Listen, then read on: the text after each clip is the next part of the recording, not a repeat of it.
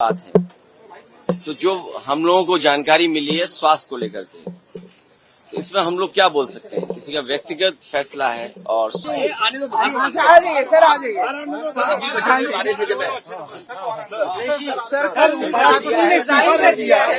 एकदम से मैसेज आया कि आपका ट्वीट आया उनका वो हाथ के इस्तीफा दे रहे हैं। देखिए, जो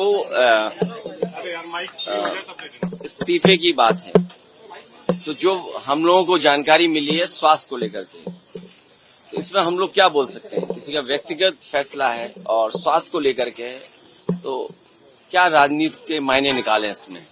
लेकिन उससे महत्वपूर्ण यह है कि भारतीय जनता पार्टी किसी को वोट नहीं डालने देना चाहती। और बिहार में जिस तरीके की कार्रवाई चल रही है, इसी तरह उत्तर प्रदेश में जानबूझ करके भारतीय जनता पार्टी ने इलेक्शन कमीशन से मिलकर के और प्रशासन के सहारे बड़े पैमाने पर वोट काटे थे, डिलीटेड शो किया था। और जिस समय हम लोगों ने आपत्ति की और आरोप लगाया, तो उन्होंने हमें नोटिस दिया। नोटिस के जवाब में मैंने खुद समाजवादी पार्टी से सभी लोगों ने, कार्यकर्ताओं ने, नेताओं ने मिलकर के 18,000 जिन्होंने वोट डाले थे बाद में डिलीटेड कर दिया था उनका, और वो वहीं थे, जिंदा थे, लेकिन 18,000 का विद एफिडेविट इलेक्शन कमीशन को जानकारी दी, लेकिन किसी भी अधिकारी के खिलाफ कभी कोई कार्रवाई नहीं हुई है। और बूथ पर भारतीय जनता पार्टी के लोग पता नहीं कौन सी मशीन रखते हैं कि अगर आपको वोटर आईडी चाहिए, जो आपका इलेक्शन कमीशन बनाता है, वो 5 मिनट बना देते हैं। आधार कार्ड चाहिए जिसको, वो 5 मिनट बना देते हैं।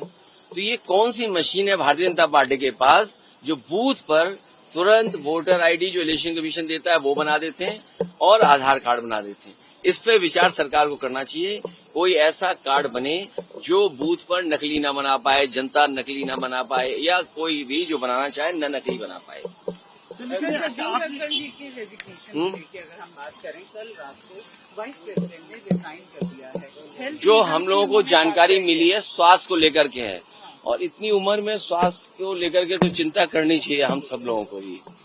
इतना जब उम्र हो जाती है तो कई बार स्वास्थ्य को लेकर के चिंता करनी चाहिए।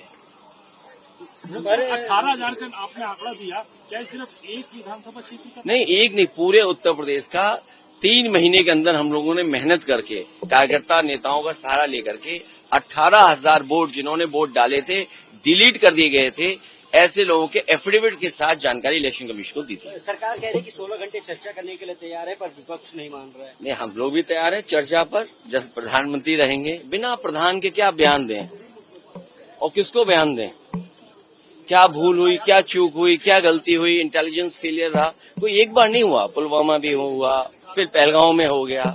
और बीजेपी की सरकार का पुराना इतिहास उठाओगे, यहीं पर गोलियां चल रही थी जहां हम और आप लोग खड़े हैं, जहां नई लोकसभा बनी इसी तरफ से गोलियां चल रही थी।